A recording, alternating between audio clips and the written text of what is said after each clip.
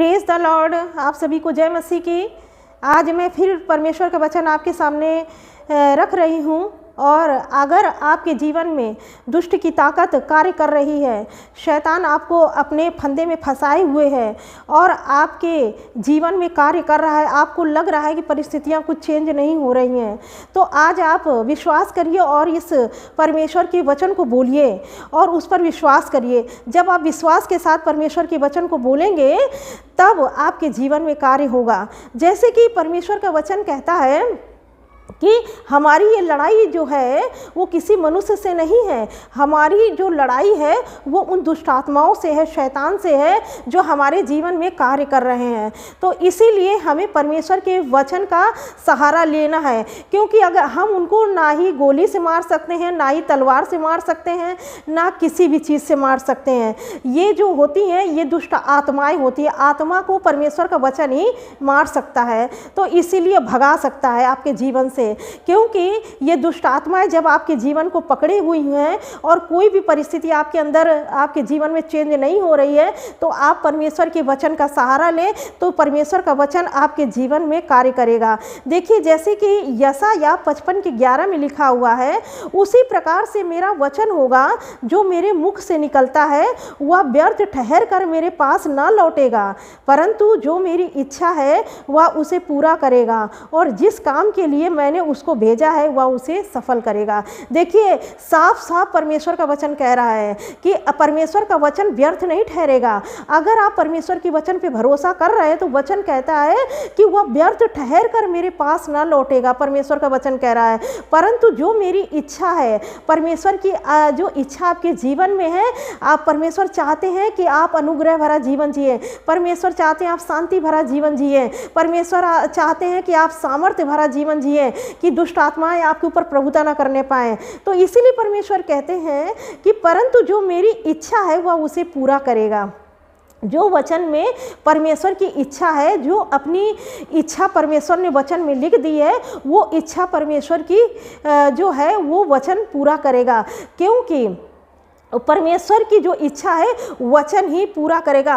देखिए, परमेश्वर जो है वचन में कुछ कहना चाहते हैं, लेकिन हम उन चीज़ों को अपने जीवन में नहीं पाते हैं। जैसे परमेश्वर का वचन कहता है कि आपके जीवन अच्छा होगा, सुखमय होगा और आप दुष्ट आत्माओं को अपने जीवन से निकाल सकेंगे, लेकिन फिर भी हमारे जीवन में दुष्ट आत्माओं का काम रहता है।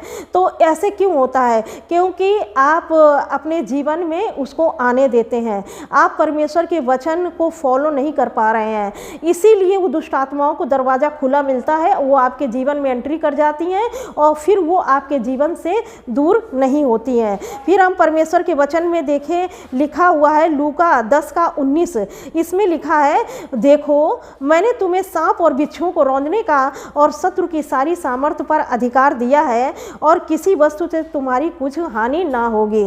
परमेश्वर का वचन ये कहता है कि आपको सांप और बिच्छू को रौंदने का अधिकार दिया है परमेश्वर ने, और किसी भी वस्तु से आपकी हानि नहीं होगी।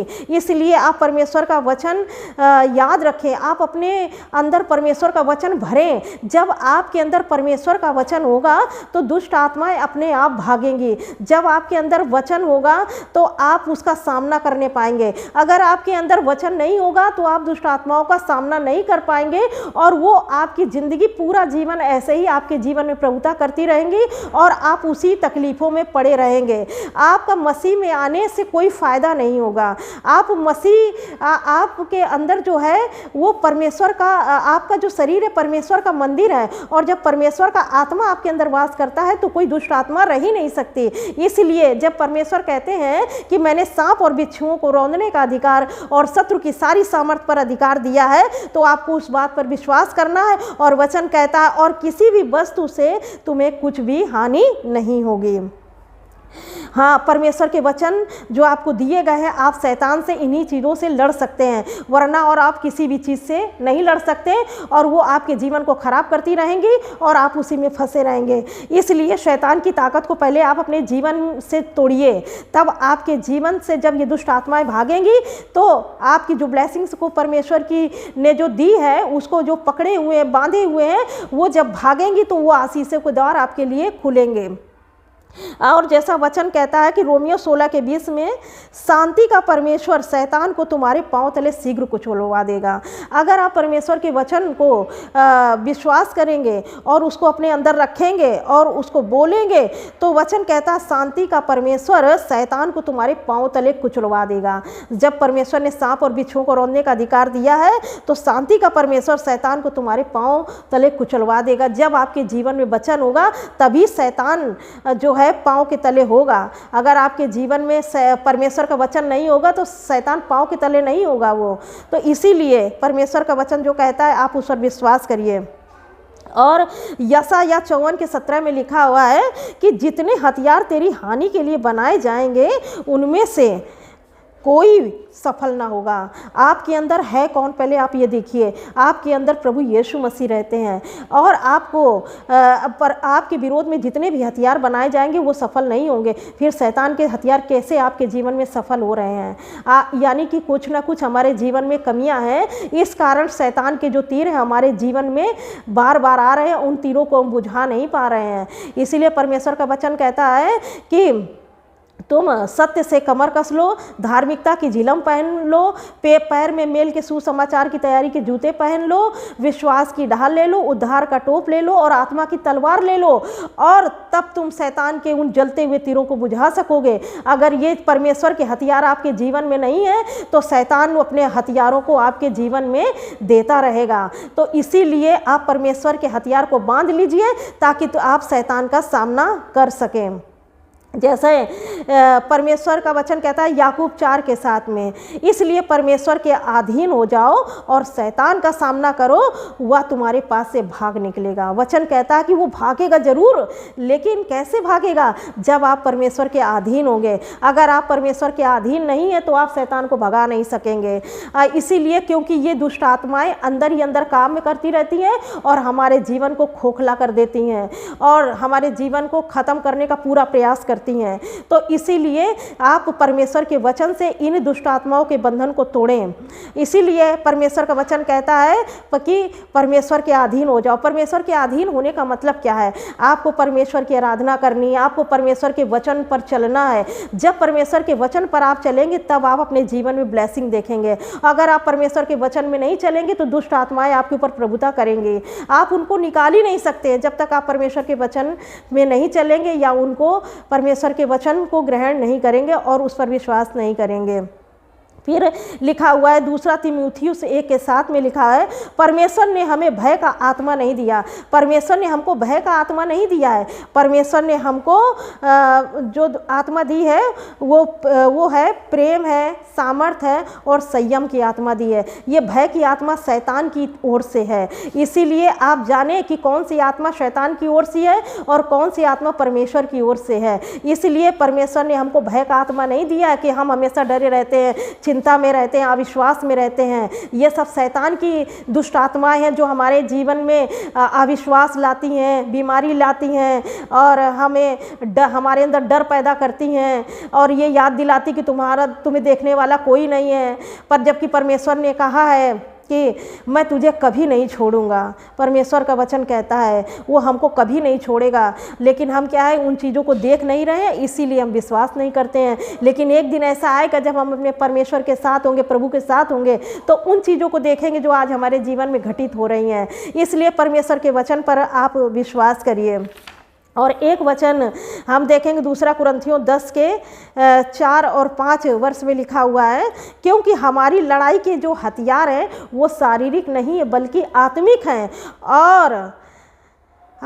और गढ़ों को ढा देने के लिए परमेश्वर के द्वारा सामर्थी हैं। ये जो परमेश्वर ने वचन दिए हैं, ये कोई शारीरिक वचन नहीं है, ये आत्मिक वचन है और गढ़ों को ढा देने वाले ये हथियार जो हैं परमेश्वर ने हमको दिए हैं। ये शारीरिक नहीं है कि चलिए हम बंदूक से, तलवार से हम लोगों की हत्या करें, ये करें, नहीं। लेकिन ऐसी सामर्थ है, आत्मिक सामर्थ है हमारे पास कि हम शैतान के गढ़ों को ढा सकते हैं और उनको अपने जीवन से भगा सकते हैं। इसलिए मैं आज परमेश्वर के वचन से आपसे बात की हूँ, ये वचन जो मैंने आपको दिया है, ये वचन आपके जीवन में, आत्मिक जीवन में उन्नति करेंगे और आप उन गढ़ों को ढाने पाएंगे। क्योंकि बहुत सारी ऐसी बीमारियां हैं, ऐसे जीवन में बंधन है, जो जिन बंधनों में हम बंधे हैं, देखते हैं कि सारी चीज़ें हमारे जीवन में कुछ अच्छा नहीं चल रहा है, ऐसा हमें, तो आप दुष्ट आत्मा के बंधन में हैं। इसलिए आप शैतान के बंधनों को तोड़ें, आप परमेश्वर के वचन को बोलें और उस पर विश्वास करें। क्योंकि वचन कहता है कि जो तुम्हें हथियार दिए गए हैं वो शारीरिक नहीं है बल्कि आत्मिक है, और गढ़ों को ढा देने के लिए परमेश्वर की सामर्थ है। तो इसीलिए आप परमेश्वर के वचन पर विश्वास करें और उस पर चलें, और सच में आप अपने जीवन में देखेंगे उन बंधनों को टूटते हुए, जब आप परमेश्वर के वचन पर विश्वास से बोलेंगे। क्योंकि जब आप बोलेंगे, जैसा कि हमने पहले वचन में सुन लिया कि परमेश्वर का वचन खाली नहीं जाता, लिखा है ना यशायाह 55:11 में, उसी प्रकार मेरा वचन होगा जो मेरे मुख से निकलता है, वह व्यर्थ ठहर कर मेरे पास न लौटेगा, परंतु जो मेरी इच्छा है वह उसे पूरे करेगा। और जिस काम के लिए वो वचन भेजा गया है, जिस काम के लिए परमेश्वर ने वो वचन भेजा है, वह उसे सफल करेगा। परमेश्वर का वचन कहता है वो सफल करेगा। इसलिए परमेश्वर के अधीन हो जाओ और सामना करो शैतान का। रोज वचन बोलो, रोज वचन से उस पर वार करो। आपको दिखाई नहीं पड़ रहा, लेकिन शैतान हार रहा है, बंधन टूट रहे हैं। आप रोज शैतान के सर को अपने पांव से कुचलिए कि प्रभु आपका वचन कहता है कि मैंने सांप और बिच्छुओं को रौंदने का अधिकार और शत्रु की सारी सामर्थ पर अधिकार परमेश्वर ने दिया है, और किसी वस्तु से मेरी कोई हानि नहीं होगी, क्योंकि जो मेरे अंदर रहता है वो उससे, जो इस संसार में है उससे वो बड़ा है। हमारे अंदर जो है वो उससे, जो संसार में है उससे बड़ा है। इसलिए हमें डरने की ज़रूरत नहीं है। और एक वचन और जो है मरकुस 16:17 में लिखा हुआ है, और विश्वास करने वालों में ये चिन्ह होंगे कि मेरे नाम से दुष्ट आत्माओं को निकालेंगे। जब आप परमेश्वर के वचन पर विश्वास करेंगे तो आप दुष्ट आत्माओं को निकाल लेंगे, और बिना विश्वास के आप दुष्ट आत्माओं को नहीं निकाल पाएंगे। इसलिए जो प्रभु यीशु मसीह पर विश्वास करता है तो उसको ये अधिकार मिल जाता है कि वो दुष्ट आत्माओं को निकाले। और वचन कहता है विश्वास करने वाले में ये चिन्ह होंगे कि नई नई भाषा बोलेंगे और सांपों को उठा लेंगे। यदि वे नाशक वस्तु भी पी जाए तो भी उनकी कुछ हानि ना होगी, और वे बीमारों पर हाथ रखेंगे और वे चंगे हो जाएंगे। आपके हाथों में वो सामर्थ्य है कि आप बीमारों पर हाथ रखेंगे और बीमार चंगे हो जाएंगे। इसलिए परमेश्वर का वचन खाली नहीं जाता।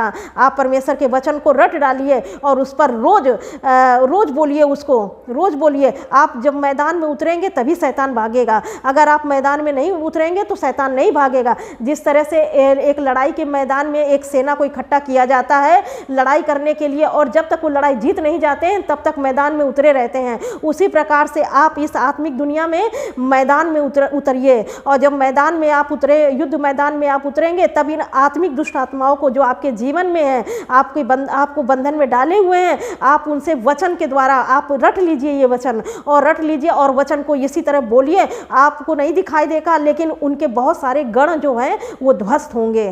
तो इसी तरह से जब देखेंगे आपको, जब आप उसको उस पर लगातार लगे रहेंगे और आप देखेंगे कुछ दिनों के बाद में आपके जीवन से वो चीज़ें ख़त्म होती चली जाएंगी, और आपको लगेगा कि कुछ तो हो रहा है। भले आपको दिखाई नहीं दे रहा है, लेकिन आपको महसूस होगा कि नहीं, कुछ तो बदलाव हुआ है आपके जीवन में। इसीलिए मैं कहती हूँ आपके जीवन से शैतान भागेगा। अगर आप किसी बंधन में हैं तो शैतान आपको छोड़ करके भागेगा, लेकिन उसके पहले आपको परमेश्वर के अधीन होना है, तब शैतान का सामना करना है। अगर आप परमेश्वर के अधीन नहीं होंगे और शैतान का सामना करने के लिए चले जाएंगे तो आप क्या है, फंस जाएंगे दुष्ट आत्माओं के बंधन में। आप उनका सामना नहीं करने पाएंगे। पहले परमेश्वर के हथियार बांधिए जो दिया हुआ है इफिसियों के 6 अध्याय में, और फिर शैतान का सामना करिए। और परमेश्वर का वचन जैसा कहता है कि परमेश्वर के अधीन हो जाओ, याकूब 4:7 में परमेश्वर के अधीन हो जाओ और शैतान का सामना करो, वो तुम्हारे पास से भाग निकलेगा।